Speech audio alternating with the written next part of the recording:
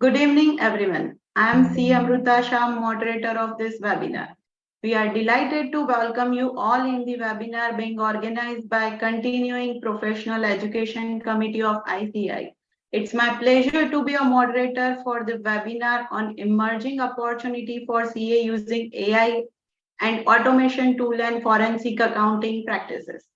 In a short while, we will start this webinar and I would like to appraise you about CPE committee.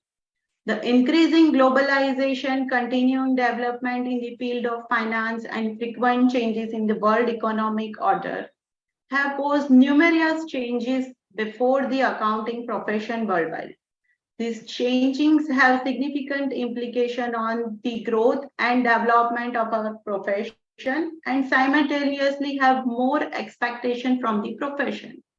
It is indeed the responsibility of the professional bodies to provide members with adequate facilities and opportunity to meet the challenges thrown by the dynamic environment by continuously enhancing their knowledge, skills, and professional values.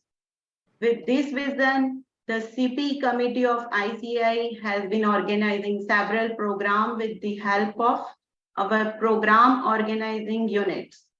We are pleased to inform you that ICAI is organizing its first ever Global Professional Accountants Convention, that is GLOPAC, on the theme Connecting the Globe, Creating the Value from November 24 to 26, 2023 at Mahatma Mandir Convention Center, Gandhinagar, Gujarat.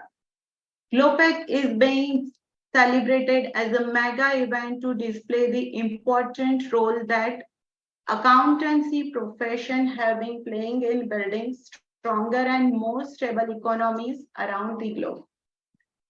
It would provide an opportunity to globe market to network with the best F&A talents in India.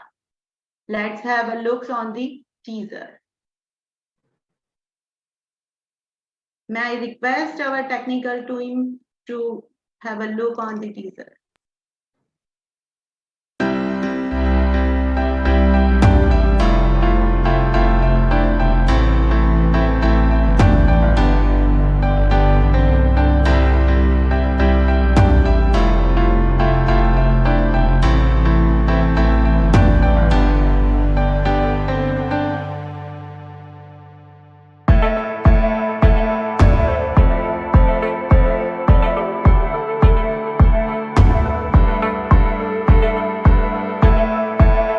It gives me immense pleasure to announce that the Institute of Chartered Accountants of India has decided to organize its first ever Global Professional Accountants Convention, GLOPAC, on the theme Connecting the Globe, Creating Value on November 24th to 26th, 2023 at the Mahatma Mandir, Gandhinagar in India.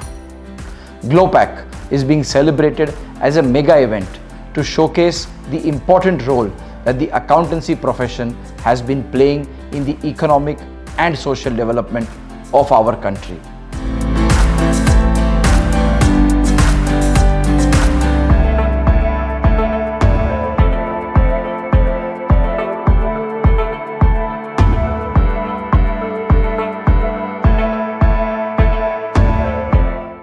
Globalization has made the world one village, and the services of chartered accountant are also available globally without any boundaries.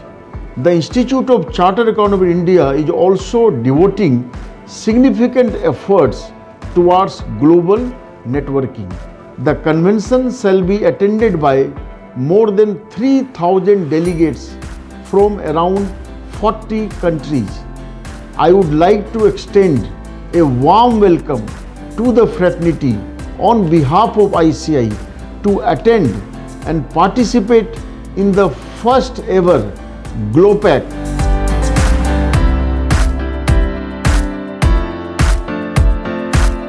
ICAI is geared up to welcome delegates from across the globe at the GLOPAC.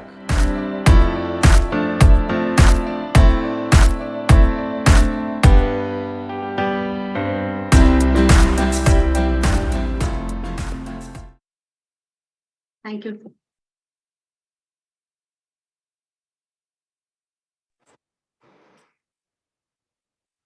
Our eminent speaker will talk about you for two emerging areas of professional interest, that is emerging opportunity for CA using AI and automation tool. And the second one is forensic accounting practices and perspective. But before that, let me introduce our chairman, CA Purushottam Khandelwal sir. He is the chairman of CP, vice chairman of Committee for Members in Entrepreneurship and Public Service, and convener of RBA Director of India. He is having 25 years of post-qualification experience in the field of audit, direct and indirect tax, and intellectual property rights.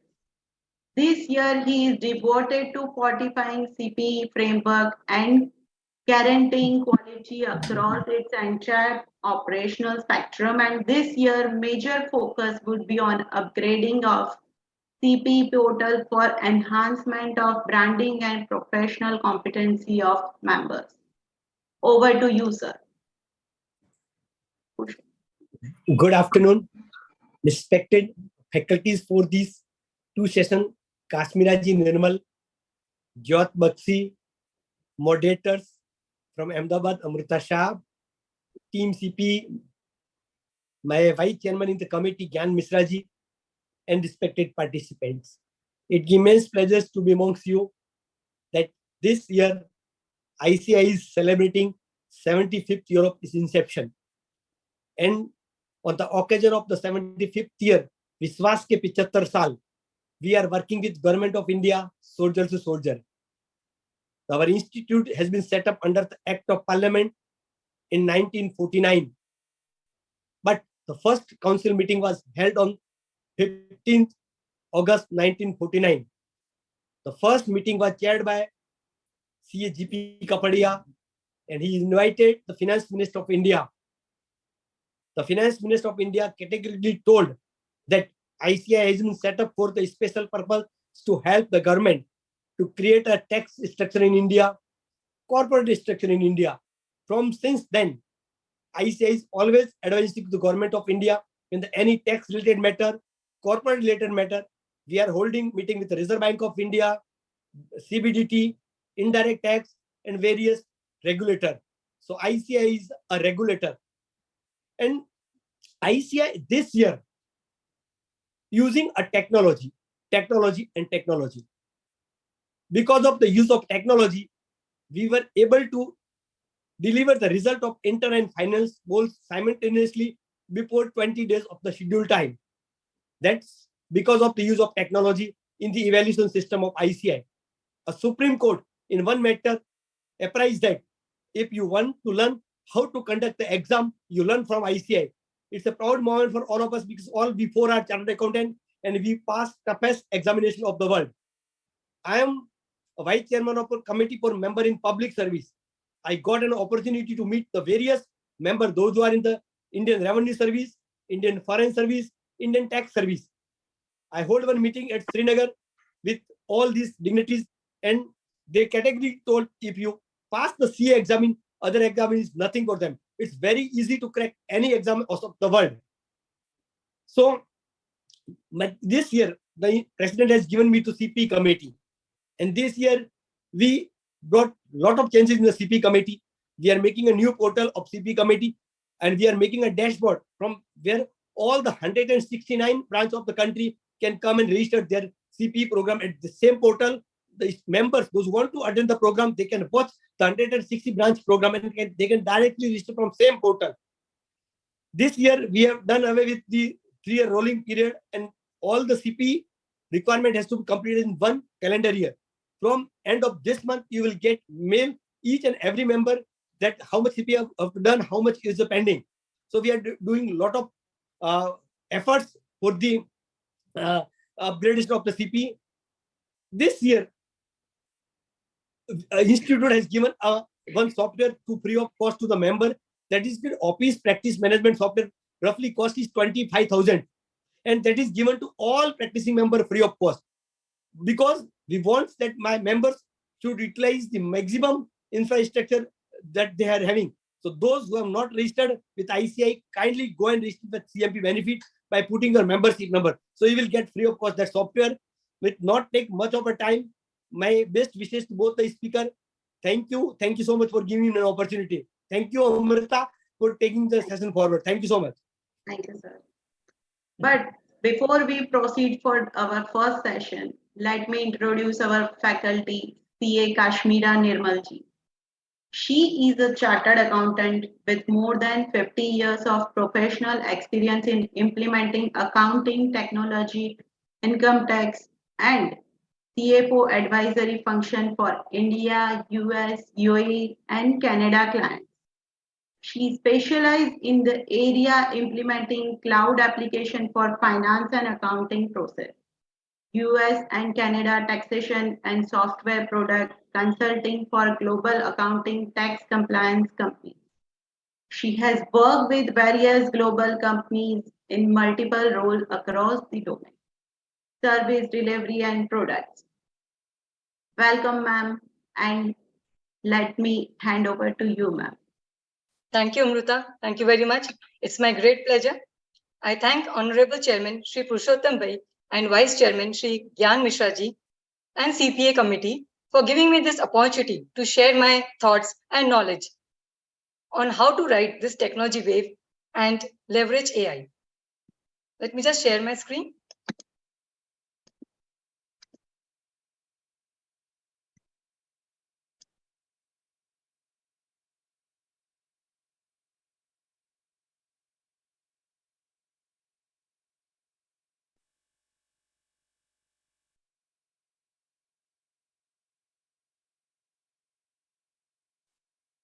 Yes. I also thank you participants who participating today for this session and who has taken out time on this midweek session. So let's get started. Good afternoon, everyone. Today we are going to discuss the emerging opportunities for CA practice using AI and technology tools. The dynamics of our profession is changing. You will all agree to that, right? The technology is playing a very vital role. And we all know that we need to change with the change. And this change is bringing us various opportunities for us to embrace. So firstly, let me quickly tell you what areas we are going to cover. Key trends in accounting profession, overview of AI and automation in accounting, benefits of AI and for CA practice in present and what can be used for a future, new opportunities for accounting professionals, preparing a firm to become techno firm of the future, leveraging AI and technology tools for growing practice. Now we all know the history of accounting we have been part of. It was first paper. From paper, it went to desktop, standalone computer. And from there, we have moved to cloud. Like I'll just share you what the journey we have gone through, like the people who have passed out maybe in 90s. So it was paper. By that, I mean that when we used to go for audit, we used to get big registers where there was columns made for debit, credit, total, and it was all indexed. So we have to go to the index and search for the ledger account as per the page number given. So that was the journey when we started. So it was like when we go for any audit, the first question was whether the trial balance is matched. So, the accountant had a big task, very tedious, very, where he has to use his calculator and use days to just make the trial balance match. So it was a very tedious process and it was very monotonous. And if he's not lucky and if the trial balance is not matching, so that would another take 2-3 days for the audit to start. So it was very like for the accountant, if the trial balance is matching, it was like 70% of the audit is done because we did not have that much time to finish the audit for so many clients. So now from that, if I say to the recent CA who have passed out, they would never find such a scenario because for them, trial balance is always matched. So we have passed on to that challenge. It was because of the introduction of technology like computer. Though it was a standalone, but it at least gave us the first 70% what was the headache of the trial balance not matching was taken care of. Here, first of all, when we do the entry, it will not accept our entry if the debit the total debit of an entry does not match with the credit. So hence the trial balance was always matched. But it was again a very monotonous entry, what we used to see in the textbook, that purchase account debit to like bank account credit. So that was again a very, I would say, slow process. From that, and again, it did not have a mobility. So you have to go to a particular desk where the desktop is there and do the entry. So the accounting software was not, anywhere that you can access. From that second phase, we went and we have moved out to a cloud. So this is where we stand, that we are on cloud. For any emails or for any accounting data, we are not dependent on one place. If you are not in your physical office, if you're at home also, you can access to the data. So that is the change that we are into now, and we have crossed that all hurdles. So when we say cloud accounting, it is not the normal accounting which we used to have a debit credit. The debit credit is almost gone. We only do manual entries just for the JVs, for the last year and some adjustment entries. So when we say this is all happened due to the technology and due to the input source documents that we are getting are all very standardized.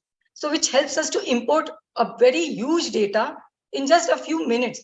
So the accounting is done very fast. So first, it is the speed is you are getting it very fast. So time is saved. The second plus point is the human error is less.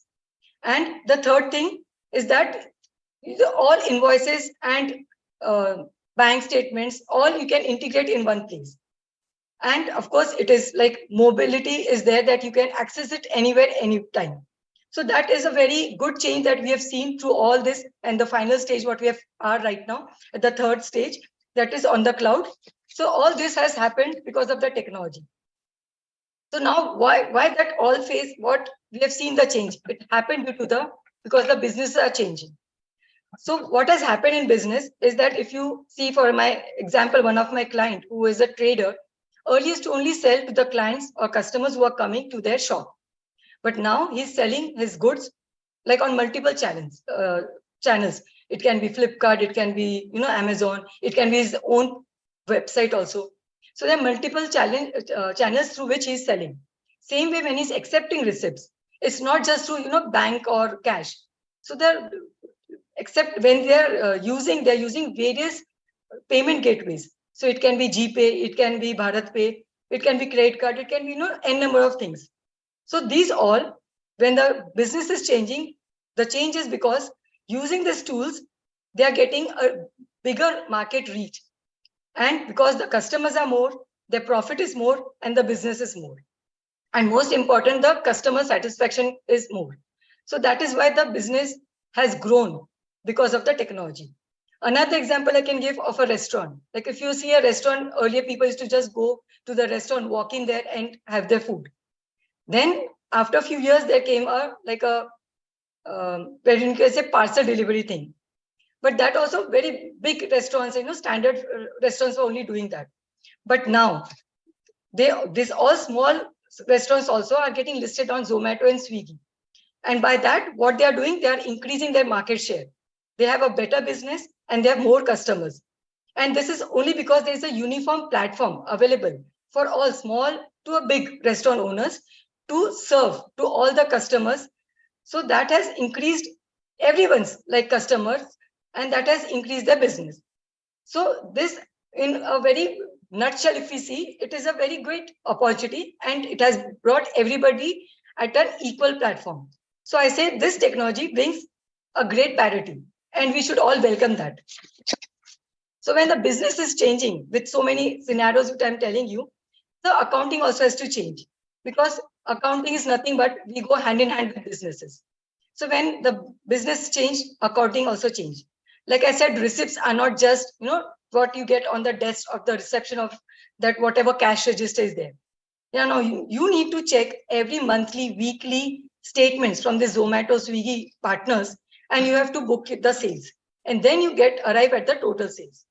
Plus, when you want to account for the receipts, it's just not the cash register. It is cash plus credit card plus GPay plus Bharat Pay and so more. So in again, nutshell, there is a huge change in the accounting whole scenario that we have to look into.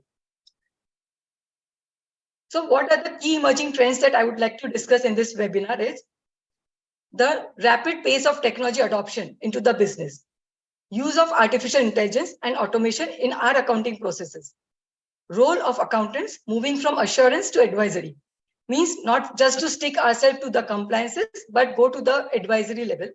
Going global, as you know, GloPack is a very welcome event given to us from our president so that we can go global. And fifth is like social media, which we cannot avoid.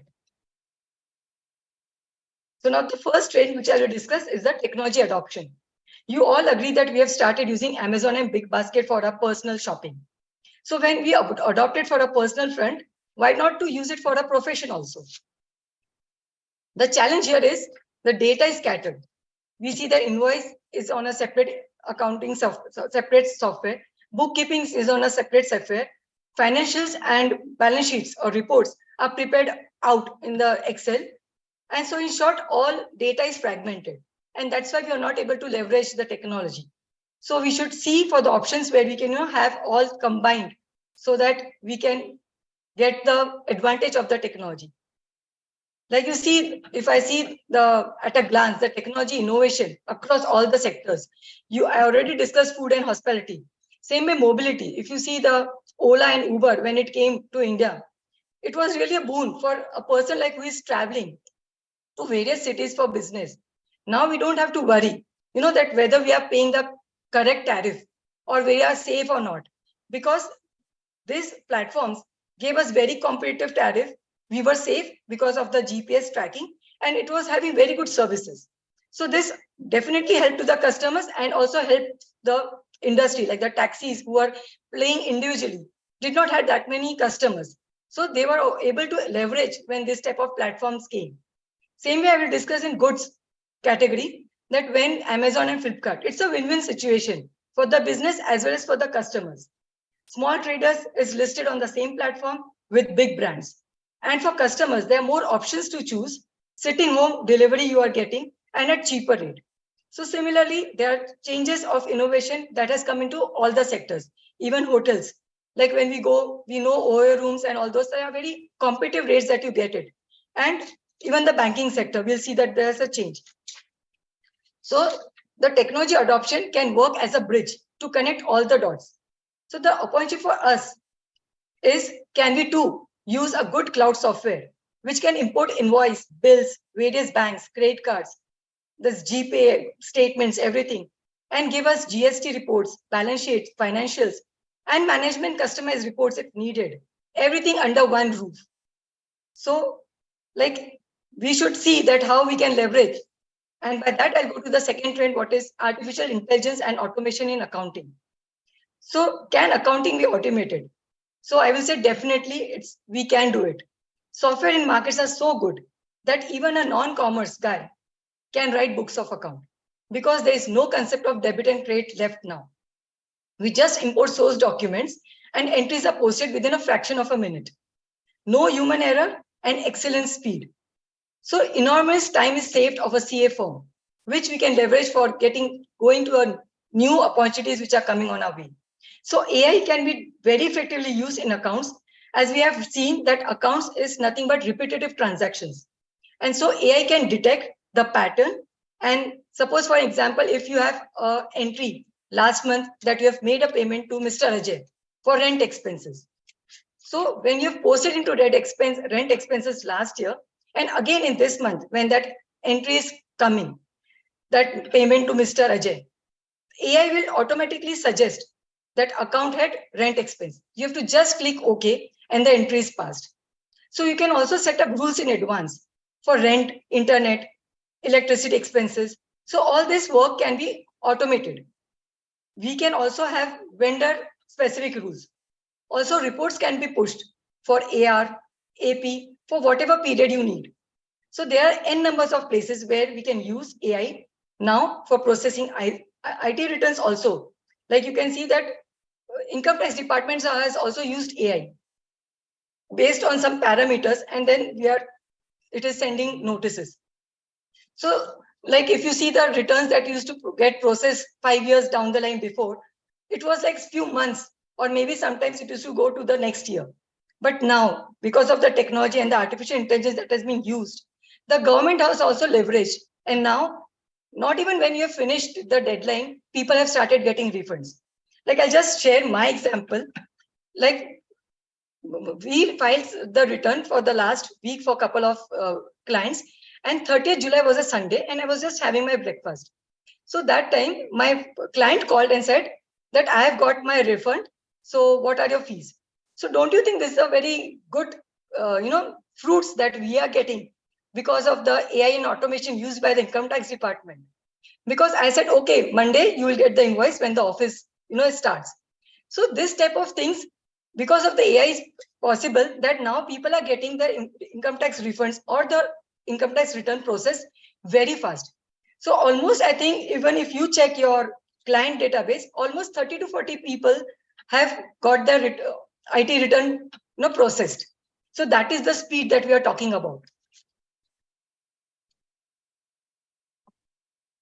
So now I will move to the third trend that I was telling about, that we should move from assurance to advisory. So what it means, presently we serve our clients for doing compliances. It can be deadline submissions, GST return, IT return, prepare balance sheet, financial like audits, report, etc. But as we see earlier, accounting is becoming invisible. It is very fast, and you know it's not just that we have to involve a lot of time and efforts. So software with AI tools will do it all. It doesn't mean that they are going to replace us. It's just that it makes our work easier, and it will enhance our capability and capacity to do the work. Now the client are not looking as us, just to do the compliance. They are looking us for advisory functions. We need to guide them in their business by becoming their virtual CFO. Like CA, if you know the perception what people had of us, 10 years before, was like that, oh, auditor has come, we are just tagged as a like police inspector or something, so that they will, hide few things. The accountant doesn't want to share everything. But now if you walk into their office, I have seen a change. Like my clients will discuss with us that, what are the challenges they are facing during their business also. It can be bank, it can be, globally, how to expand and all those things. So now they are treating us like, more of, I can say, like a doctor or something, so that they know that what are the medicines are available in the market, but they want to take, our advice to which medicine to choose.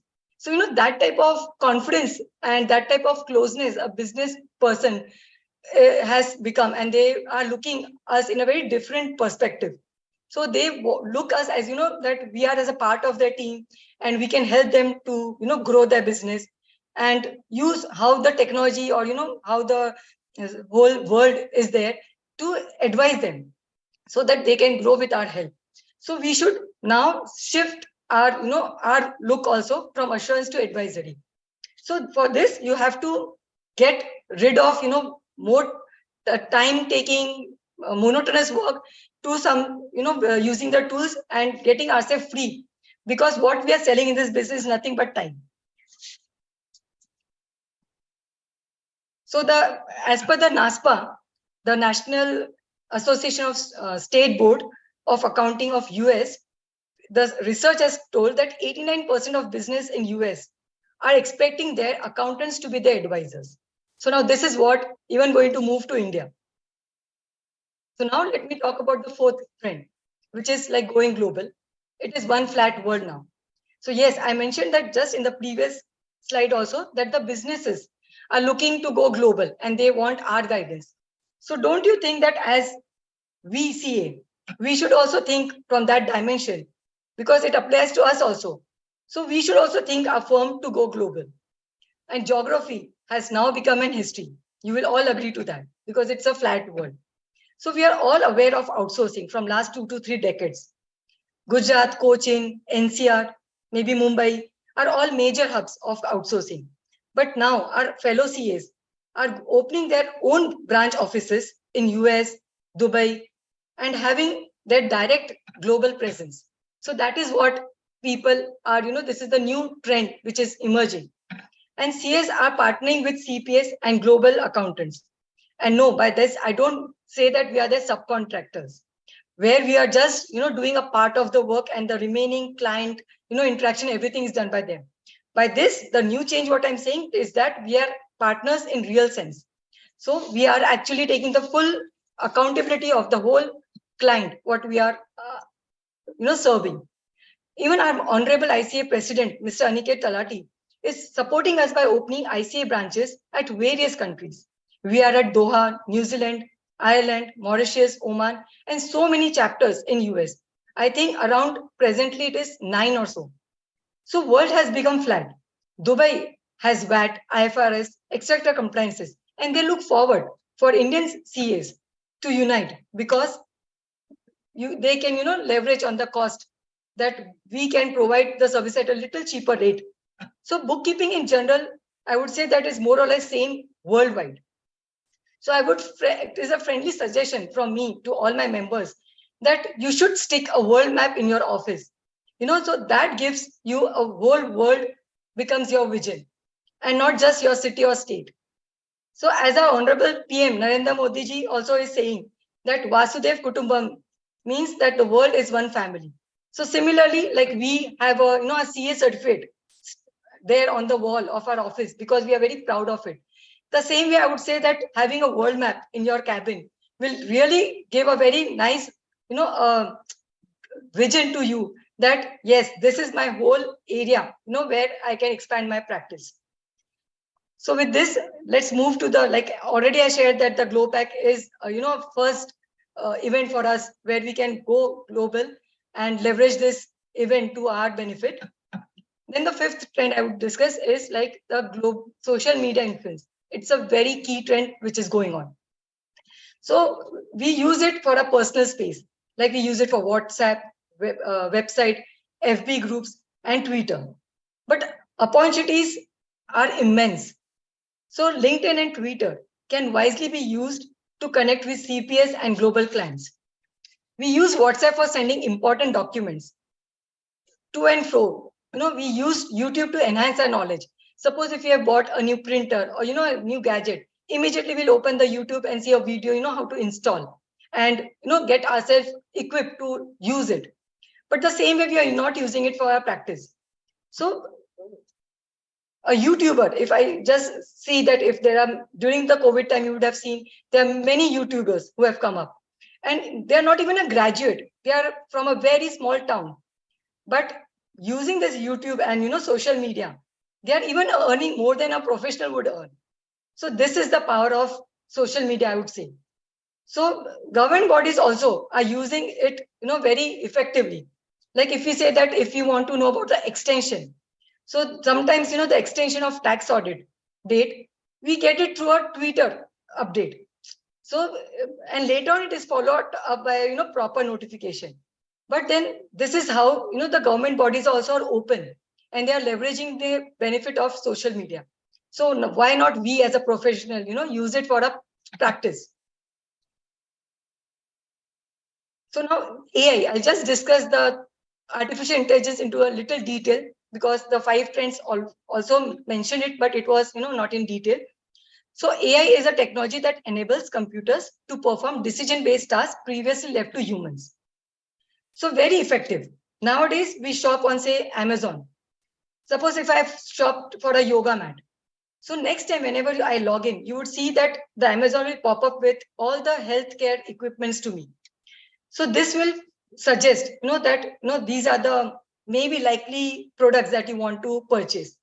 This is using AI tools because it detects the trends and the pattern. So there are various examples like ChatGPT, Alexa, chatbots, auto categorization of accounts, recording of transaction through OCR, customer vendor payment, payable management. So these all are, artificial intelligence tools. Have you seen people who don't know even to speak and write a word can now just speak in their smartphones and get access to all the information in videos? I've seen many times, there are people who are maybe not that much, who have not gone to school or something, but because of the smartphone and the technology, they know that they have to just click on the mic button and speak. And by that, whatever related documents, like the information is there or the videos are there, will pop up. So this is what, is AI, the whole change that has come. Even I see a 2-3-year-old boy, if he wants to see some cartoon videos, he has not gone to school. He does not know to type the word also, but he can get that videos just by clicking on the mic button and speak that 2 or 3 words that he needs. So this is all because of AI, and it's amazing. So the next generation, the Gen Z, is of course using it very wisely. So I will tell you that, like, to search anything about any information or something, I will go to a search button, and then I will, click on the search icon, and then I will type the whole question, whatever I want to ask. But the same thing, if my 10-year-old son wants to get some information, he'll just take the phone, he will just click on the mic and just speak. And the data, what I get, the result, and what he gets it in the 1/10 of the time. So this is how their mind is getting processed. So when the change is coming worldwide, it is coming into the next generation also. So everything is very fast and everything is used very wisely. The technology has to be used. So they know, this new generation, they know how to get the work fast, and they get it the same way what we are going to get it. So this is what we have to get adapt to it. So this is how these technologies are making a brain quick and making the speed to get all the results very fast. So it is good to embrace. So with that, I'll just talk about the capabilities of AI, making workflow more efficient for businesses. So this is how we can use it for a business or for our practice. Better handling of data, collects data from different sources such as invoices, bills, receipts, financial statements, and more. Better customer experience, data harvesting for predicting patterns, turning pattern to actionable insights, automation of various processes based on patterns. So example, tax, audit watching, AR and AP management. So these all are the tools, the ways we can use it. So I hope you have heard about this Chat GPT. Now this is the new devil which has come. And I hope like most of you would have heard this from your kids. Our kids are using it for for completing their homework. So I've seen that an assignment of an essay or book review, which initially used to at least take 1 to 2 days, to complete the whole thing because it's a long assignment. But now the next generation is just using ChatGPT and can finish it in 5 to 10 minutes. Of course, they'll customize to their things, but the 80-90% of the work where you just want the dump of the data, they get it through ChatGPT. So when they are using it, so why not we, as grown-ups? So it's not just something to worry about because it's not a pure devil. You can make it as a deity also. The same Chat GPT as a parent or as a teacher can be used to prepare a mock paper. So that also on any subject, any topic, we can prepare in 5 minutes a mock paper of 100 marks for them. So it's something that it works both the sides. It's just that we should know how to use it. And one of my clients in Bangalore, I'll just give an example that he has developed a presentation AI. So it's called presentation.ai as his business, where with a click of a button, you can prepare any high-end presentation on any topic. So now this is something which, as a professionals in various different sectors, you normally spend 70 to 80% time, not in the content of the presentation, but how, it would be presented. All this, which is, high end, which is maybe not our domain expertise, but this is available due to the AI, and we can leverage on that and then use our content, use our way of presenting it by 10 to 20% of modification, but it will save a lot of time and it will give you a very nice quality of presentation. So this is all like where we can use artificial intelligence in our practice. Similar, there are chatbots. You would have seen that chatbots are like, it serves a very good customer experience. It is just like a human assistant with no cost. So like next, I would say that AI and ChatGPT in the practice, what we can see in the future would be automated bookkeeping, invisible accounting. So when I say automated bookkeeping, as I already said, AI works very good when it is something having a pattern and where it is repetitive, which is there. We will say that in accounting, 70 to 80% is a repetitive transaction. So that can be automated very easily using AI. Then when I say invisible accounting, now suppose e-invoice, what we are uploading on GST portals, it can be directly linked to post and purchase in the vendor account. So there will be some tools, because the GST portal is having all the sales invoice. So accordingly, we can leverage it and it can push into the vendor's account as a purchase. So this type of lot of technology can be used, and definitely it will be used, because GST, we have seen that, it has come in a very nice automated way that we can go to the next level in accounting also. Then delivering actionable insights at rapid pace, process automation, compliance automation, as I said, like, income tax return. When we are initially, if we say 10 years before, we had to key in each and every information in the income tax return. But now if you go to IT portal, so many of the details we can directly pull, because the compliance automation has been done from the department side. We can directly upload form 16, and the TDS form 26A directly is filled in the IT portal. So this type of compliance automation is also there, and it helps in better communication. Like if you have seen now that simple emails also can be auto-generated using AI. Like, have you realized last few months, if you are, trying to write a reply or, draft a email to your client or to, any colleague, you will see that there's some auto-generated sentences that you can see in a, light gray color. That is nothing but the AI that is working behind, and it will be exactly the same words that you want to write. So it is like a quality which is there. At the same time, the speed is very less. So all this automated, IT and artificial intelligence tools are keen. You can see in the emails coming. You can see in the presentations. You can also see in the Microsoft, like wherever you are typing something in a Word document, you will see all these things is already pushed in. So you will see that change is already there. So just that we have to go up level and customize it for adapting in your practice. So benefits of AI, I would say it saves time by avoiding repetitive tasks to be done manually, and elimination of data entry, more accurate in less time, better efficiency, improves your productivity, increased clientele, because your time will be, for the existing work will get reduced. So it helps you to, grow more, and expansion of new service area of data analysis and advisory. So with this, I would say that opportunities for accounting professionals. So when I say your time can be squeezed for the existing work, what you're doing, and you can finish it off in the 50 to 60% of the time. So whatever time saved, you can use for the big opportunities by, serving to the global advisory services, or become, virtual CFO services. So all this big opportunity, this helps to move up the value chain, but the scale is possible only by embracing the technology tools. So you keep the existing bookkeeping services, accounting and auditing services, and tax compliance services, what you're doing it. But use the AI tools, use the technology so that you can grow. So building a future tech-enabled practice, what do you need is you require to adopt to tools for all functions in office, including accounting, audit, and compliance functions, right portal, right client access, so that, you're flexible. It's not just fixed to one office or, physical presence of a desktop.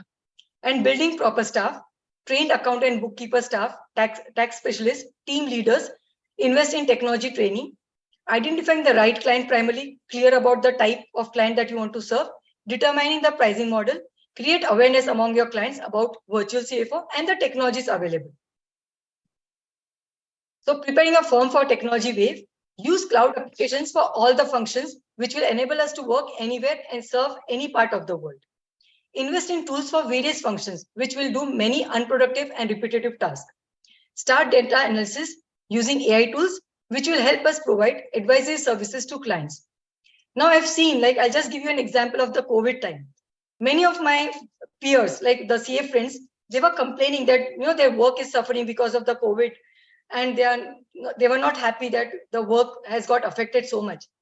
But, with the techno accountants, the scene was very different, because in India, already the cloud software had started and the techno accountants were using it. So for them, the work was as usual. It was just that they were not going to the physical office and they were doing from home, but they were able to serve to the clients because of the technology. So I would say that including a firm, we did not get affected much, because if you are techno accountants, then already you have, this COVID had not affected you much. So what are the other leveraging technology tools that you can leverage? So for accounting, there was like QuickBooks. It is there in the global market. For India, they have stopped. There is Zoho. There is Zero for global. Then document management, there is Dropbox. There is OneDrive. There is, the Google Drive that you can use. For communication, there is Teams meeting. There is Google Meet. There is Zooms. Like there's so many seminars now. You would see that is happening on Zoom. So we are taking the benefit for a broader level, but sometimes you are not doing it for, that your branch level. Sometimes you want that, the employee should be in front of you to report, but you can have all the meetings also virtually. So there are various in other sectors also. In payroll also, there are some tools: Gusto, Deal, PayX. So Gusto Deal works for US market. PayX is for the Indian market. So with all this, I would say technology tools, you can picture your office like this. There'll be no paper. Like there's no IT guy required. There's a wider geography that you can serve. No data backups required, and you can work anywhere. So with this, the new, new office which you can have a vision that you can sitting in a park also, you can serve your client, you can do your work. Whenever you're traveling, you are with your phone, you are with your laptop. So your data is with you. You can do your work, you can continue it. Sitting in a cafe also, you can do it. And also like in your office. So the data is not just on a specific machine. It can be on your laptop, it can be on a phone, anywhere. So it's on cloud. You can access it anytime. And plus, like what I'll say, the future looks very bright. Technology and AI tools and you. So it's how it's a package which you should think, and it can take it to a very different level. So to summarize, I would say that with these all AI and technology tools, we should grow new two wings, which would be one, first, I would say a techno accountant, and second, a global accountant. With this two wings, you can fly the limitless sky, and you can achieve your dreams. So with this, I would say thank you.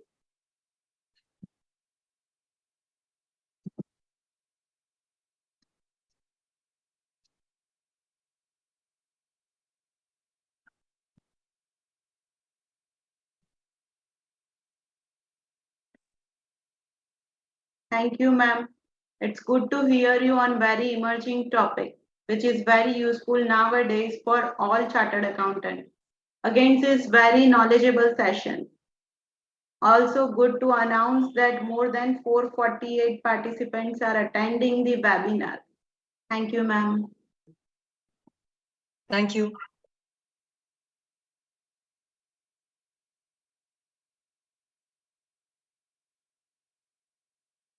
You would like to take the questions now or like at the end of the session?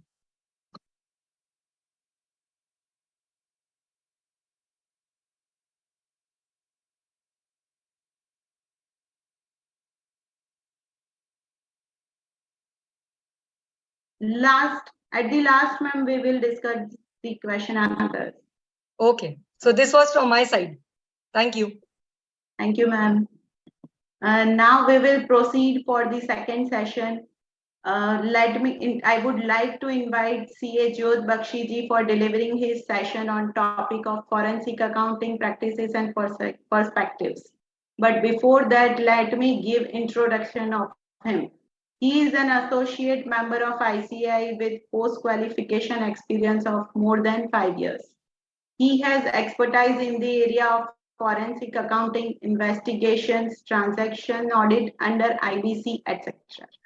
He has delivered various training sessions on forensic across organizations, including ICAI, WIRC of ICAI universities. He has been nominated as a member of Research Committee of WIRC of ICAI for the year 22-23. Over to you, sir. Welcome, sir. Thank you so much, Amruta ji. First of all, before I start the presentation, Amruta ji, is my voice properly audible? Yes, sir.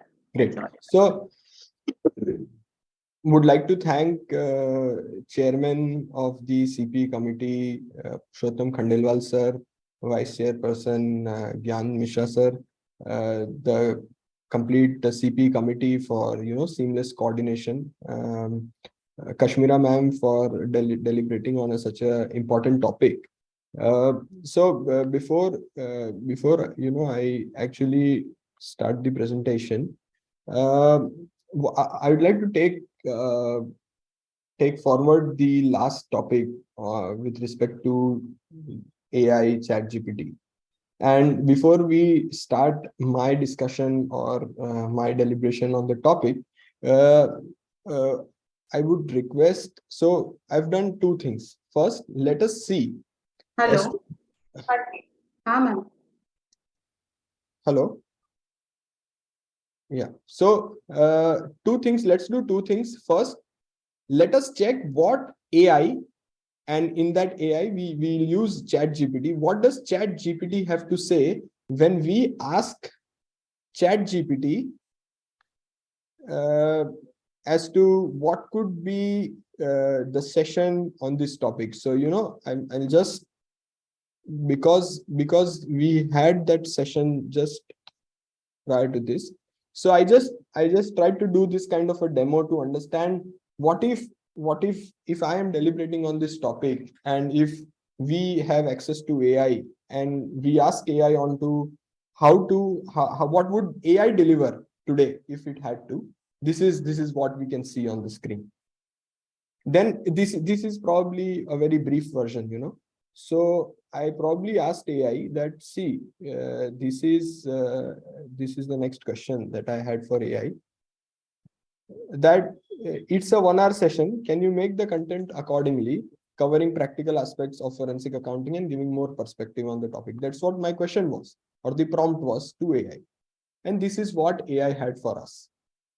Now, the point that I am trying to take forward from what Kashmira ma'am also said is, it is probably how we use it.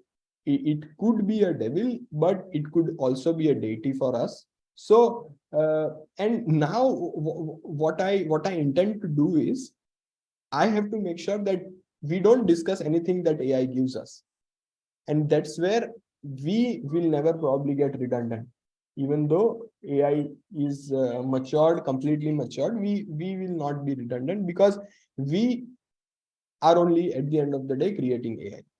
So this was one thing which I wanted to do before I delve into the discussion. That this was one thing which we asked AI as to what does it already know on this topic.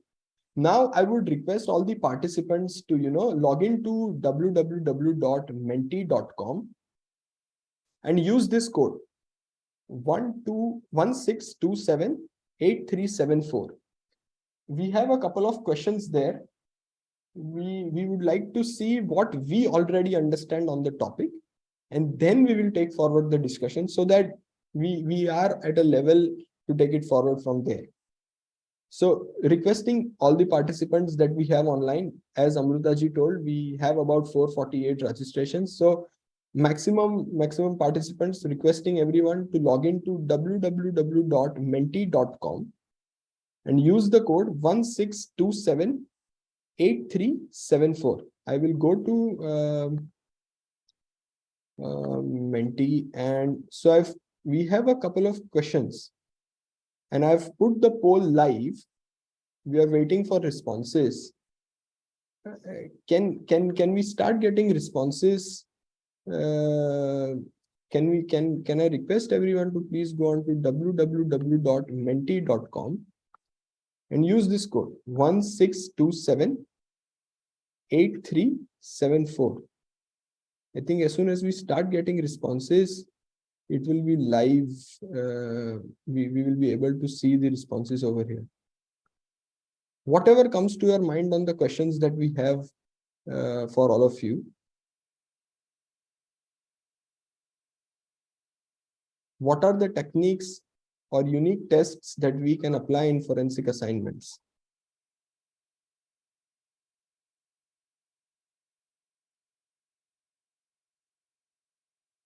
If we get a couple of responses, we will take it forward.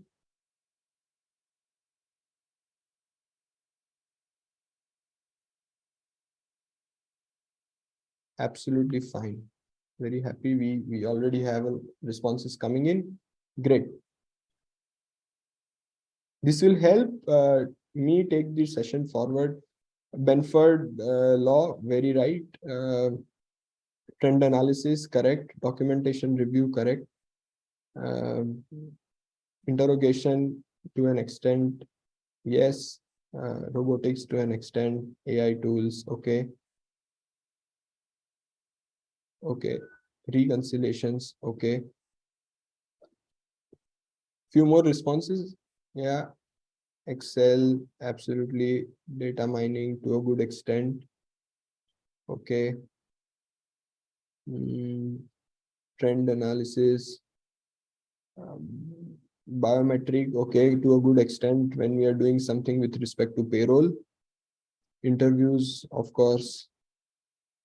Very happy to see these responses. So this helps us understand as to what we already know about the topic, and I will definitely be keeping in mind your answers and try to correlate as and when we delve into the discussion. So this was first question that we had. I'm moving to the next question for all of you.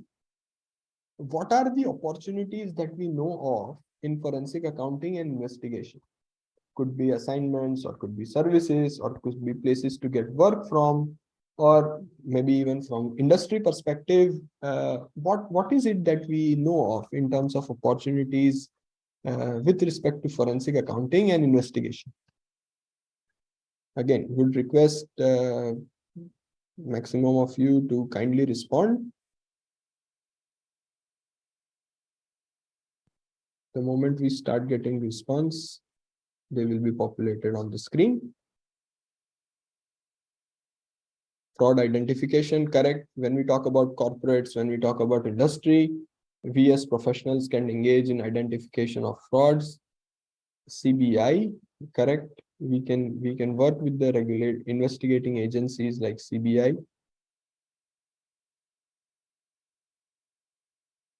IBC, absolutely. Insolvency and Bankruptcy Code, section 43, 45, 50, 66 of the code do mandate a review of certain kind of specific transactions. We can help identify them. We can work hand in hand with the resolution professionals there. Police cases, of course. Financial frauds, yes. Correct. NCLAT or IBBI proceedings, as we discussed. Okay, so thank you so much for responding. This was very encouraging. Now moving on to the presentation. So the topic that we have today is to understand practical aspects and how do we actually practice forensic accounting, and what is the difference in perspective when we go about something like forensic accounting or investigation, which is different from a regular audit or any other advisory that we do. I have a couple of thoughts to be gathered on two images. One of them is this. The thought that I want all of us to gather over here is, in this picture, when we are looking at a certain thing from different angles, that is different perspectives, different viewpoints, we are able to conclude or we are able to understand different things. It is 3 for someone, it is W for another one, E for someone, so and M for someone else. So the thing is, when we are doing something like forensic accounting, we as professionals are required to look at a certain thing from different angles and different perspectives to understand what could be different possibilities. In technical terms, we are supposed to form hypothesis, keeping in mind all the possible situations. And we need to look at everything from various angles. The other point is, Now that we know that we are supposed to look at a certain thing from various angles to understand various perspectives, can we also take one step forward and look at one thing from same angle and have two different perspectives of that thing? Can we look at the same thing from same angle, same perspective, and have two different outcomes or two different viewpoints or thought processes or hypotheses, possibilities, conclusions? Yes. So it is a blend of having good perspective from different angles to understand different scenarios, hypotheses that could be possible, as well as it is also very important to have a perspective of looking at the same thing and have two different viewpoints. The example that we can probably correlate to is, if you look at a profit and loss statement, the first thing, I mean, when we look at financial statements, the first thing that we do is probably see whether the company is profitable or not. And let's say the company is profitable. And we are probably like, okay, the company is doing good. That is one perspective. The other perspective is there is a cash flow statement, which is integral part of the financial statements. Cash flow statement has three different parts to it. One of them is cash flow from investing activity. And let's say there is a sale of an asset on which profit has been booked. So although there is a profit in the books of accounts, is it coming from the operations? Is it coming from an investing activity, that is from the sale of an asset? So this is probably where we need to understand and take that thought while we practice into the field of forensic accounting investigations, that we need to have holistic approach when we go about review or conducting work procedures in this field, and have an open mind to include as many hypotheses as possible, and that will help us perform better. On this note, let's see what I intend to cover today. We've started already with the context and fundamentals. We'll also discuss the approach and methodology, how to go about taking up forensic accounting and investigation. What are the financial statement components which are prone to fraud, and what are the possible modus operandi? Some of the techniques and tests, as we discussed in a short Q&A that we did, which are not probably followed in a routine audit or an internal audit or a tax audit or a statutory audit. So what are those unique tests and techniques which are very specific to forensic accounting? And we will surely go along the case studies during our discussion. And if I probably miss out on any while we discuss, we will surely cover them at the end. So again, very contextual, very fundamental question is, what is the difference between forensic? So now that the Institute of Chartered Accountants of India, we are the only body in the world to have mandated, not only released, published, but even mandated forensic accounting and investigation standards, that is the FAIS, from the 1st of July 23. We cannot anymore probably take words forensic accounting and investigation casually and use it interchangeably. So it is very important to understand the key difference between both. Forensic accounting is to apply the skills to collect evidence and present in the court of law. And investigation is more trigger based on an event. It has a human element. It has a fraudulent intent involved, and that is how it is. That is how it is derived to collect evidence to help establish possible fraudulent intent or identifying potential perpetrators of fraud. That's how they differentiate. Further context to this topic are these numbers, because we understand that statistics, nothing is more powerful than statistics.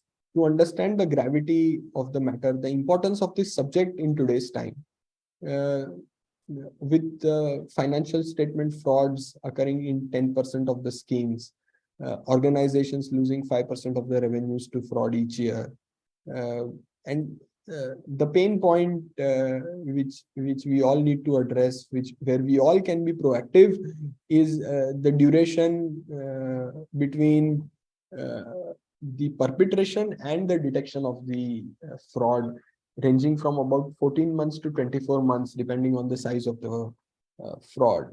And most vulnerable area being sales.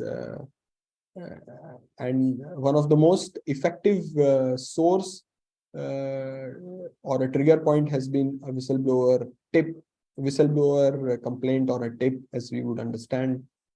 And one positive part is the number of frauds reported in the last couple of years have been decreasing. So this is the overall context, and these are some of the I would not say recent changes, but the changes in last 2-3 years that have taken place, right from SEBI mandating the disclosure requirement for. So nowadays we all are seeing stock exchange public disclosures to the stock exchanges with respect to a forensic review or a fraud being prevalent from the listed companies. Now that is because of this disclosure requirement of SEBI.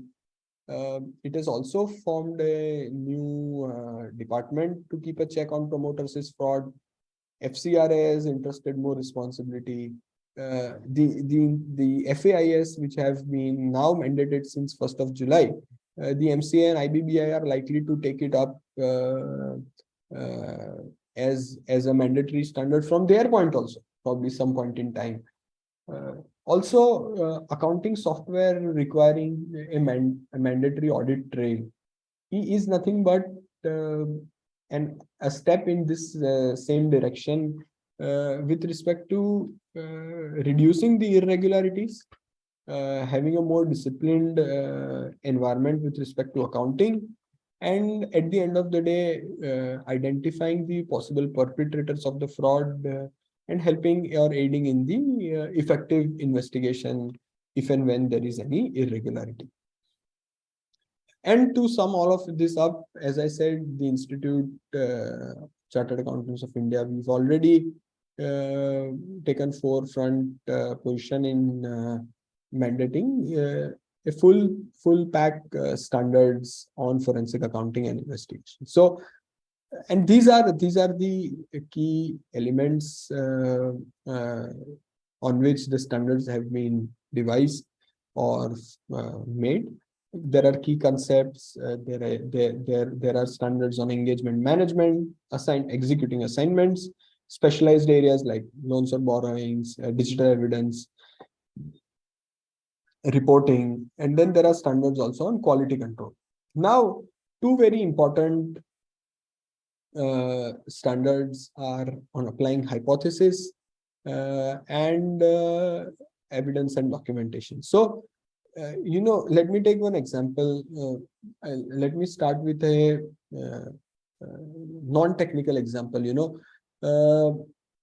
That let's say if you wake up one fine morning in search of the newspaper that we are used to read, which is most likely to be there outside the main door of our home or the houses, and we on that fine morning we are not able to find the newspaper. And what is it that we do? We would probably form hypothesis, of course subconsciously, but we would understand, we would try to think, was yesterday a public holiday, and that is why there is no newspaper today? Hypothesis one. Is the person helping us with the newspaper every morning on a holiday? And we would test these hypotheses and say, no, yesterday was not a holiday. No, the newspaper person is not on leave. Then we would then settle down in thoughts of saying or thinking that, okay, there might be some reason which we are not aware of, and then just carry on with our routine. What could be the third possible hypothesis? And this is something that has happened with me, and I've been able to put this in context to this whole concept, that we have a shoe rack outside the door, and there is a space underneath the shoe rack between the tiles and the shoe rack, and the newspaper has slid itself inside the available space, and that's where we are not able to find the newspaper. So this could also be a hypothesis that we could have found, that is it because the newspaper person has delivered, but it is probably not found, it is hiding somewhere. And if we would have thought on those lines, we would have probably identified, rather than just settling down, assuming that the newspaper has not been delivered. So this is the mindset that we ought to bring about, the perspective that I want all of us to have, that we need to form hypothesis in a manner that we cover all bases, we cover all angles while we are looking at a certain assignment, engagement, or irregularity, anomaly, as you would understand. And evidence and documentation. So absolute thrust on documenting and gathering evidence. So any which ways, the forensic accounting as a concept is on gathering evidence, and this standard is on how to maintain, how to gather evidence, and how to maintain a documentation for the evidences that have been gathered, what all protocols to be followed, till what extent are we supposed to maintain the list of hypotheses that we had prepared, tested, what are the communication with the stakeholders, what was the engagement terms, right from what all the work procedures that have been conducted to what are the reporting requirements that we've met, have we used the work of an expert, and so on and so forth. So I think all of this sums up the first part of our discussion, that was with respect to the context and fundamentals. The next 10-12 minutes is when we will try and delve into the approach and methodology of going about a forensic accounting and investigation assignment or engagement. So in this pyramid, we have a certain mix of 6 things that we would typically do in a forensic engagement or an assignment. So it could start with something as basic as financial analysis and gathering digital evidence and review of that digital evidence, which forms a base of going about any case. If it's a whistleblower investigation that we are doing, then probably looking at things like the complaint, the documentation behind the complaint. If it's a forensic accounting engagement, and let's say if it's identifying or calculating the loss of profit in an insurance claim, it's about going about understanding the financials of that company, the basics of the insurance policy, the terms, the incident. So all of that would form the base of the pyramid. Then very critical element in a forensic engagement and an investigation also is with respect to related party metrics and deemed and undefined related parties. So as you would understand, related parties have been defined under various acts such as Companies Act, Income Tax Act, even the IBC has its own definition. So it's good to understand those and see what has been disclosed under those regulatory or statutory requirements. But it is also important that what could be or who could be or which entities could be a deemed related party, or a party which is not related as per the definition, but is probably very closely connected to the entity, which could have been exploited to undertake or perpetrate an irregularity. So, a simple thing to identify could be um, same addresses, same dates, or time period when the entities have been incorporated at the same locality, or we from who is lookup. There is a option to understand when the domain I mean, the website domains have been bought, but bought by whom. So although there are two different entities with different names, different addresses, different director shareholders, let's say they could be close friends, and they would not fall under the definition. But if a single person, either of them, have purchased the domain for creating the website, then probably it says a lot more than the regulatory or statutory requirement of they being related parties. So in case of an individual, let's say someone is signing as a witness in a lot of documents for an X or Y person, that says that the person signing on as a witness in most of the documents has to be someone very closely connected to the person signing those documents.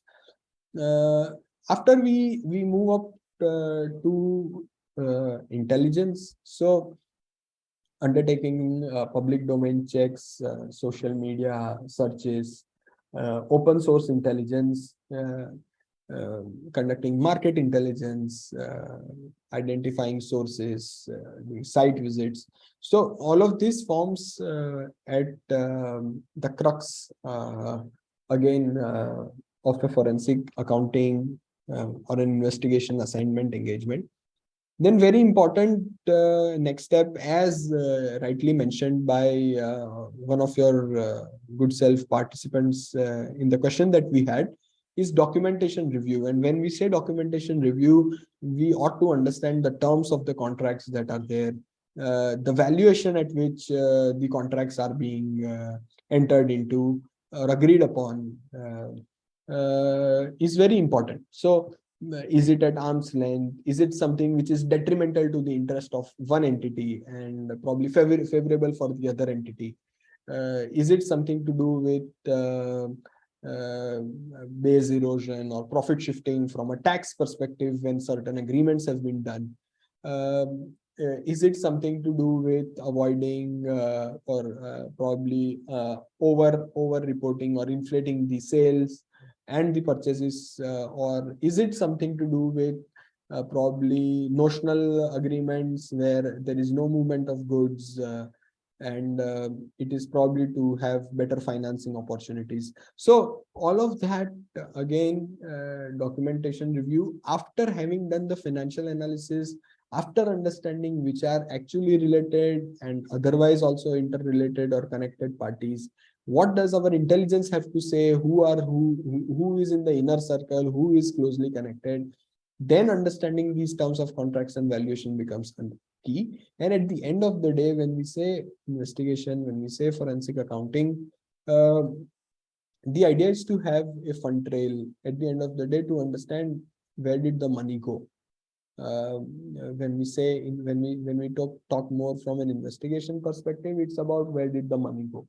So having a fund trail exercise is again very important last step, as we would understand.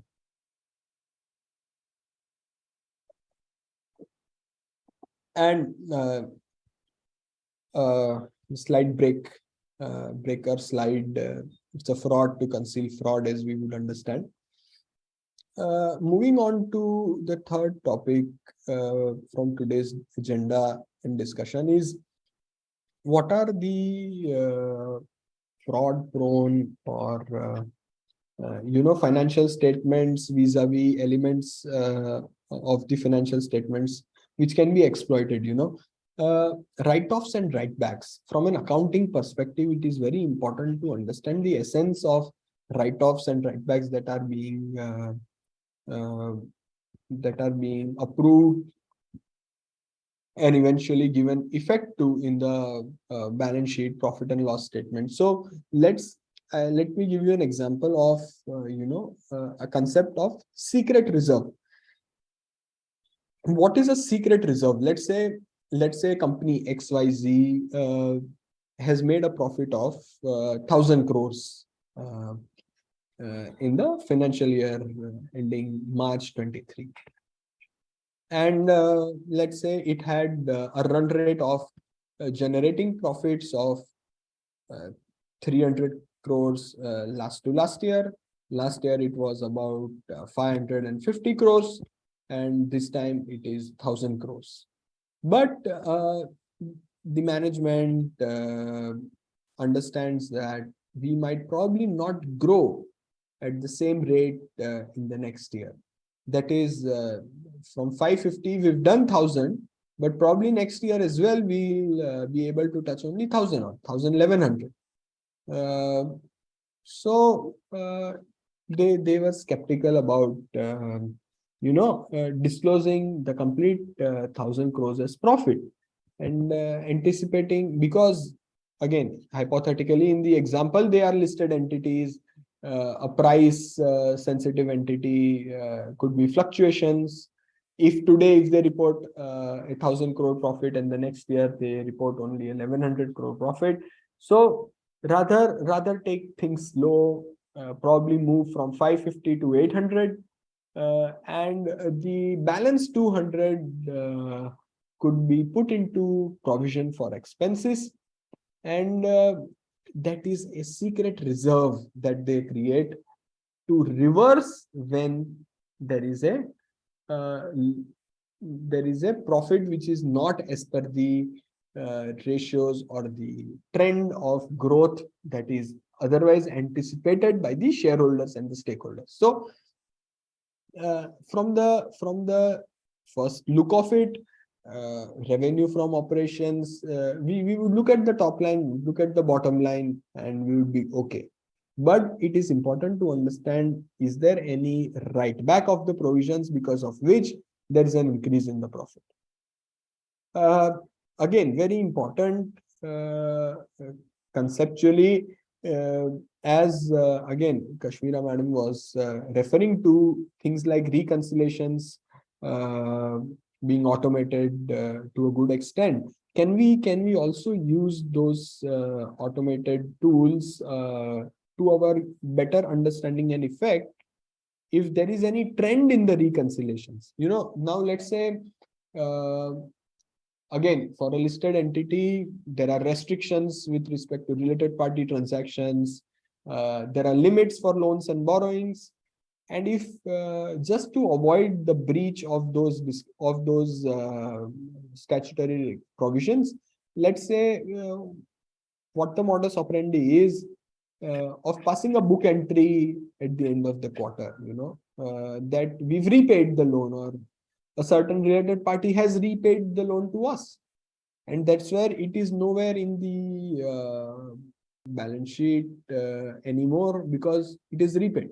But if you see the cash flow of it, it's probably not generated, and it is lying in the bank reconciliation statement.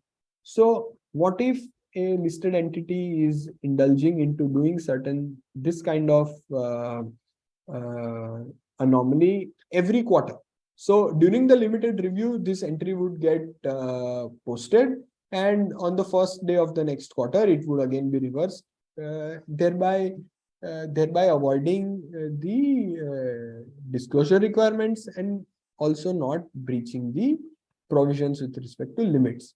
So write-offs and write-backs, very important to understand, critically review all of these aspects. Loans and investments, funding the stressed assets. So when we look at related party loans and borrowings, again, very important to understand what is the rate of interest at which that loan transaction has been booked. Is it secured in nature, unsecured in nature? Again, as someone rightly said, we can do forensic accounting, review, investigation in under the IBC regulations. So if we understand those sections, transactions which are detrimental to the interest of the creditors are not something that is encouraged by those sections, and thereby have to be reported. So let's say if a related party's loan has been repaid first, even though it was unsecured in nature, which is within the look back period of the respective section, then it becomes very critical for reporting. So in a similar manner, one practical case that I would want to discuss from a IBC perspective. uh, it was 12th or 13th of January 2021, which was the CIRP date. It is Corporate Insolvency Resolution Process Commencement date. Uh, and just 2 days prior to the CIRP commencement date, there was a sale of asset, a disposal of fixed asset, and those were not to a related party, to say so. And thereby, when we were reviewing, we were told that this is not to a related party. And then against the disposal of the fixed asset, there was a profit in the books of the accounts. So we were told that, see, we've disposed these assets because we were understanding there would be an insolvency proceedings coming our way, and we wanted to monetize as much as possible, etc. And that's why we sold it to a foreign entity, because they were an EPC company having some establishment and assets out of India, and they said we sold it to the foreign entity which is based out of that particular country and could use the assets, and we also could free up some money for our creditors. So in the interest of our creditors, we've done this, and while doing so, we've booked a profit of so and so crores. But when we looked at the cash flow from that sale of asset, we were really surprised to see that the money had not come in full from that respective party, but the assets had already been transferred. So now, because it is a CIRP process, there is a compliance requirement, there is a time frame which has to be followed, and there is a due process which needs to be followed. And the foreign entity is already enjoying the assets, using them without giving the adequate funds. So something which was portrayed to be in the interest of these creditors by booking a profit on the sale, rather it was something which was only a book entry where there was no cash inflow for those transactions. Then similarly, put to use concept of put to use is directly correlated to the depreciation. So someone wanting to increase the profit would defer the put to use date. Someone wanting to decrease the profit would prepone the put to use date. So very important again to understand, one, this is also a practical case of a listed entity that we are doing with one of the regulators, where this was identified that so how do we test then? Can we check as to there was a trial run done before saying that we've been put to use? Is there a commercial production which has started? Are there any orders? Is the engineer's certificate email? Is there any committee meeting? So various perspectives as we had discussed. And then of course things like professional fees, service related payments, marketing and commission, contract labor costs. So in this era of GST, again very difficult because of the e-way bill concept, that someone would just say that we've transferred this and not generated a e-way bill, just not acceptable. So if some financial irregularity has to take place or has to be perpetrated in terms of diverting the funds or siphoning the funds, the service invoices or professional fees or things which are not related to the goods could be a better alternative for perpetrators of fraud. And that's where we need to be very skeptical. Let's say we are reviewing contract labor cost of a particular entity, and we are told that there are about 450 contract laborers working, and this is the contract laborer contractor who is providing the labor to us, and we are giving so much of amount every month to that person. Can we just, from a forensic accounting perspective, correlate the non-financial aspects with the financial aspects and say that if there are 450 contract laborers working with us every day, do we have enough space in the canteen for their lunch? Do we have enough safety shoes or helmets that we've procured for them? Do we have a biometric system? As I said, I will try to correlate your answers which you had given previously with whatever we discussed. So could we see if they have punched in their biometrics regularly into the system? So these are some of the ways and means by which we can test those transactions from an analytical perspective. Some of the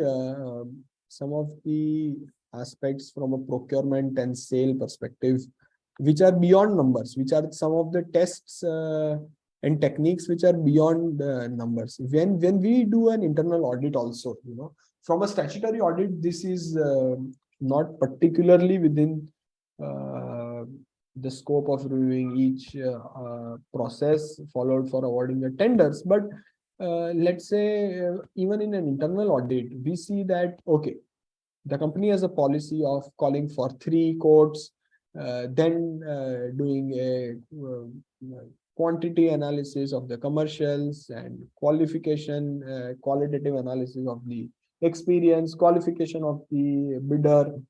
Let's say all of that is done on the paper. Can we also further go on and see what was the time at which each of those bidders had given their quotes?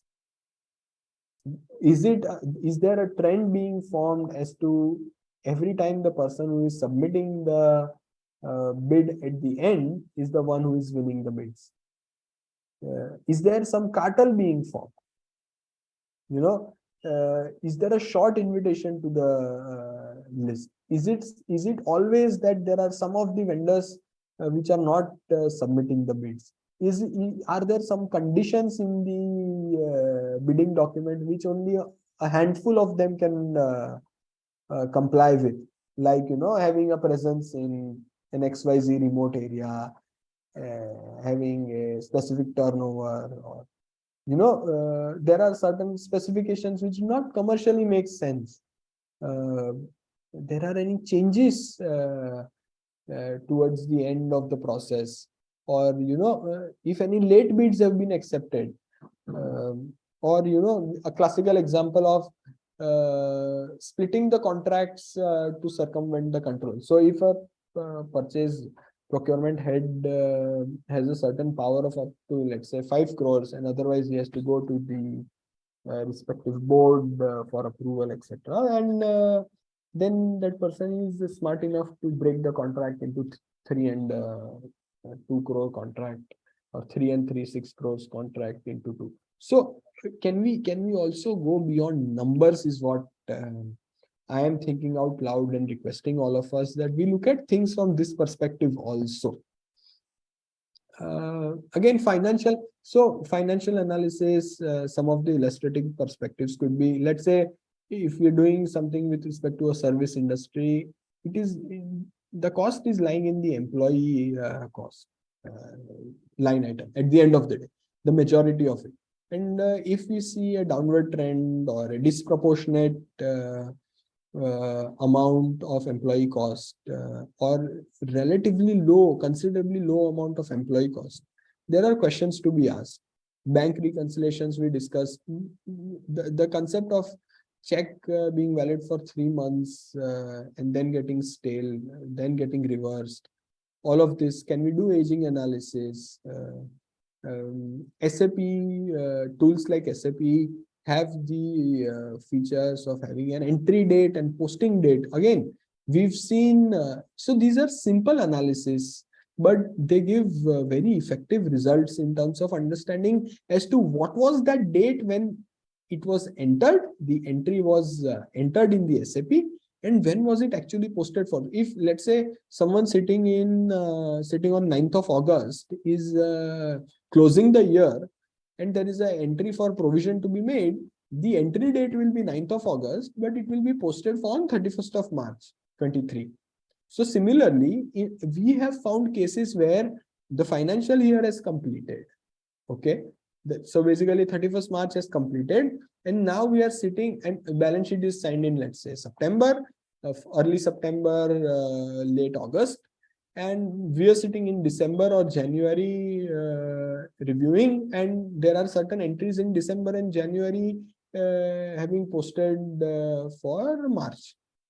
So things like that help us identify the red flags, and which are very easy to understand at the end of the day. Other income, other expenses, off balance sheet expense booking through related parties. So again, few examples that we've already discussed. Again, a pauser for all of us before we go on to the last couple of sections on the agenda. Fraudsters' greatest liability is the certainty that the fraud is too clever to be detected. So at the end of the day, this drives us as professionals, and is a motivation that through our understanding, at the end of the day, it's too clever to be detected. We ought to put in our best and identify what is mandated from us. These are some of the techniques which are different from a regular audit per se. Distrusting the obvious, again, I'm giving a very relatable example because, again, something that we've seen in one of the cases, very strange. Again, let's say we were doing a special audit for the income tax, and we understand that with the tax audit, we're supposed to annex or attach the balance sheet and the profit and loss. Now we were provided that. We just did a simple check on the balance sheet. So again, it was a listed entity, and we did a check on what is the balance sheet and profit and loss which have been uploaded with the exchanges. That is the National Stock Exchange, Bombay Stock Exchange. And there was a big difference in the top line, that is the revenue from the operations, and the same difference lying in the profits also. And because there was a big downward difference in what was there in the tax audit balance sheet, tax audit profit and loss, and then that reduced profit was used to as a starting point to compute the tax. So computation of tax starts from the profit. So and then there were no possible explanations for the same. So things like that, if let's say if we just take it for granted, or if we just take it on the face value of people, or if we just assume things to be right, that's not something that we want to do when we are doing something like forensic accounting or investigation. So distrusting the obvious, inverse logic, there could not, agreed. Now we are in an environment when we are working virtually on every day at any point in time. But if there is a holiday on a certain day, and then on that day, ideally, certain things cannot happen.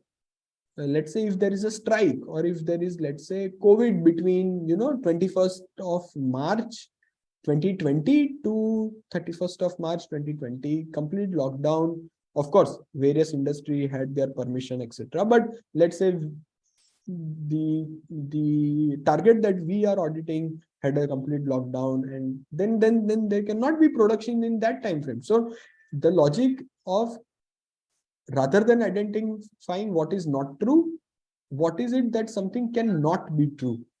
So it's like going inverse into the logic. Like as simple as a petrol car cannot have reimbursement of diesel bills. Simple. There could not be employees attending the office when there is a strike going on, or when there is a holiday, or where entries cannot be posted into ERP system in the middle of the night at 3 o'clock or 4 o'clock, or it's probably some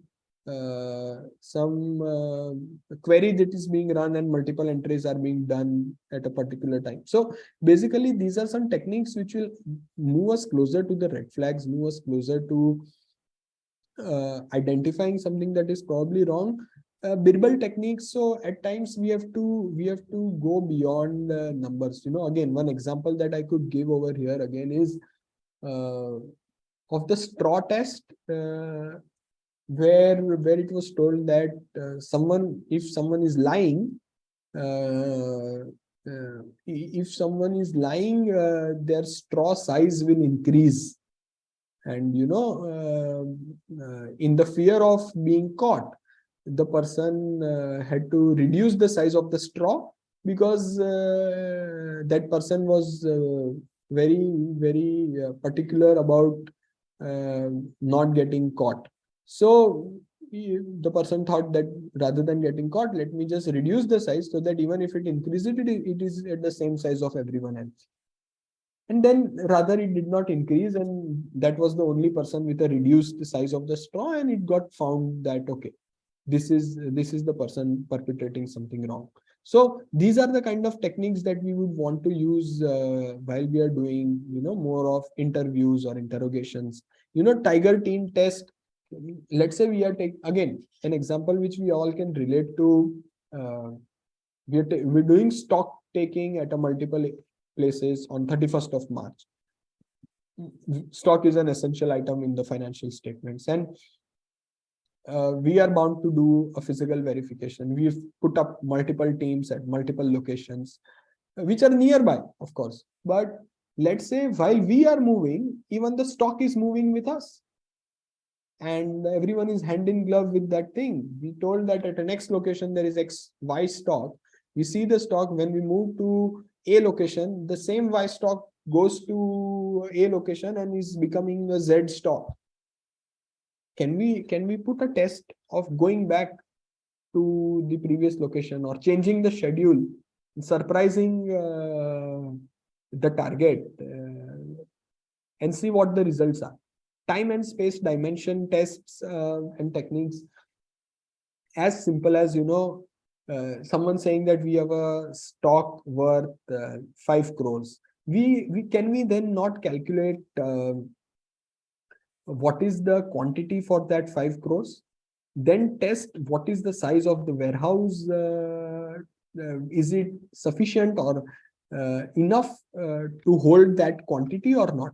So these are the kind of tests. Examples I've already given, but more could be someone giving us bank statement and we blindly relying. But then can we rather extract it from our own, or can we get a sign and stamp from the bank? Things like that. We've seen practical cases of I'm sure some of us who understand technology better, there is a test environment where an ERP or a software is being there. So the live where we work on is a production environment or a live environment, and there is always a test environment. And let's say someone is just trying to fool us by creating a mirror image on the test environment and giving us the access of the test environment where certain things have been changed, and we are being put in a place to audit or review the test environment rather than the production. So let's not take anything for granted is what the objective is when we talk about distrusting the obvious. Inverse logic, some of the examples that I've already given, few more are already over here.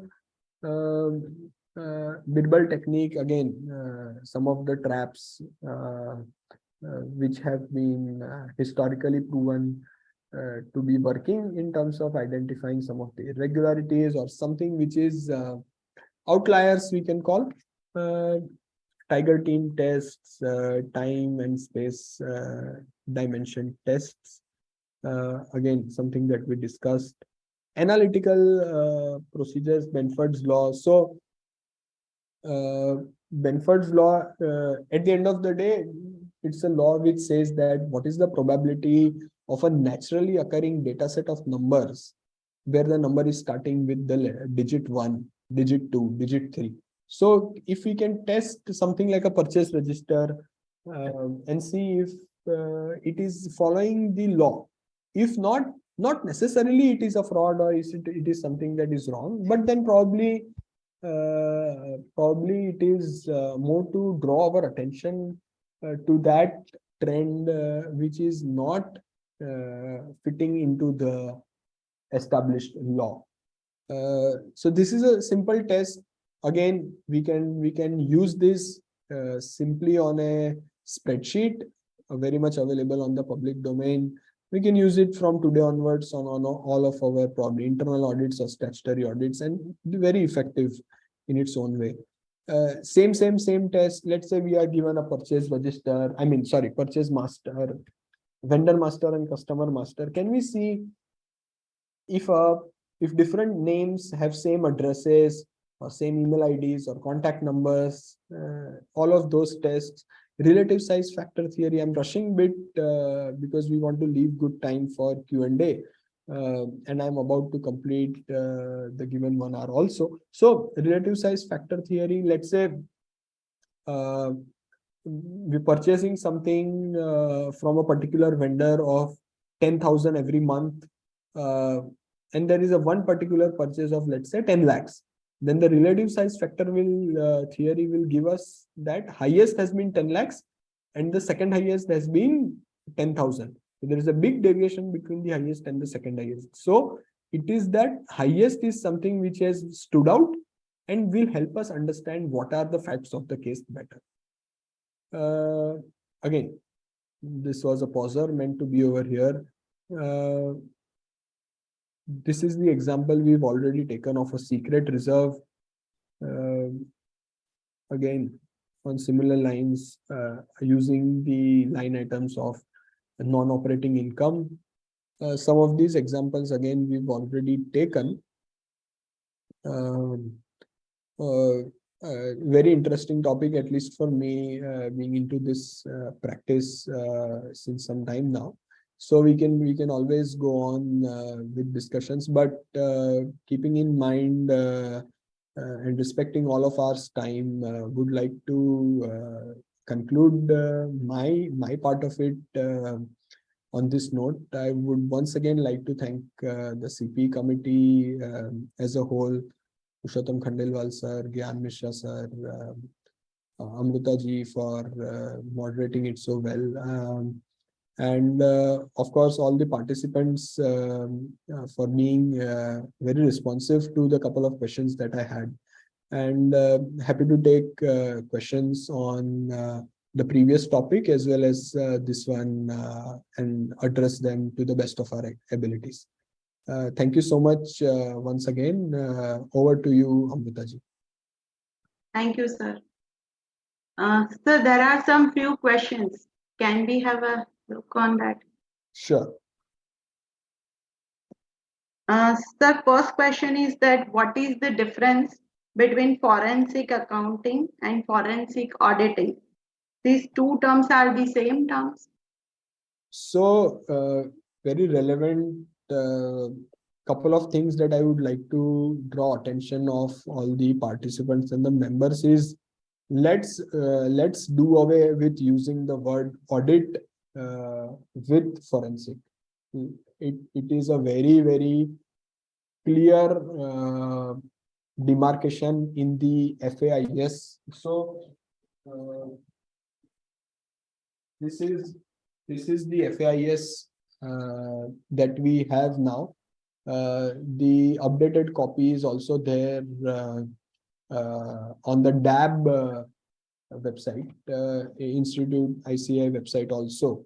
There is a clear mandate not to use the word audit with forensic. The reason being, audit is about giving an opinion whereas forensic is not. Forensic is more of an advisory. We are doing an evidence gathering exercise at the end of the day. We are professionals. However, we are not someone with a mandate to give an opinion. When we say giving an opinion in the forensic domain is more towards a guilt or misconduct of an individual, and that is something only the judiciary authorities can do. So adjudicating authorities and the courts are having those powers. So uh, let's say there is, let's not discuss for any differences. There is no term called forensic auditing for us, even though so till to the extent that I understand, and I have interacted with the DAB chairperson and the committee, etc. We also the president of our institute, Aniket sir, everyone is taking it up with the regulators also to not call it an audit. Although the regulators are calling it audit, we as an institute are representing to the RBI also, to the IBA and everyone who is calling it audit to stop calling it audit. So let's say it's forensic accounting for us, and there is nothing like forensic audit. So one more question. Yeah. Why government and banks are using the term forensic auditing and not forensic accounting? Correct. So that is what conventionally this has been used. And then at the end of the day, we as professionals are asked to give an opinion on fraud. So typically from a banking perspective, as per the master circular of RBI 2015, the banks have to declare an account to be a fraud. And then there is a follow-up provision with respect to once the account is declared fraud, etc. And when we say audit, that there is a kind of, there is a lack of clarity if we are the ones who are supposed to opine on that or not. We are actually not, but if we give the term audit, there could be some gray area. So that's what I'm saying. We as an institute, our presidents or the DAB, everyone is behind the regulators to say that let's stop calling it forensic. And the change will start from us. So just to give you an example, let's say a tender is coming out, from any of the banks, or if even for empanelment there is something coming up, and if we as a firm, or if I am getting any email with the term forensic audit, we put a note that we are not calling it audit. We are referring FAIS in our email, and we are literally changing the title of the tender also to an extent and saying it's a forensic accounting review engagement or exercise. Okay. Thank you, sir, for such an enlightening session covering the practical aspects and clearing doubts as well. Also, I would please to inform that more than 541 participants were joined this session. And thank you on behalf of CP Committee of ICAI. Thank you, sir. Thank you so much. By this, we hereby conclude our today's session. Thank you all. Thank you, everyone.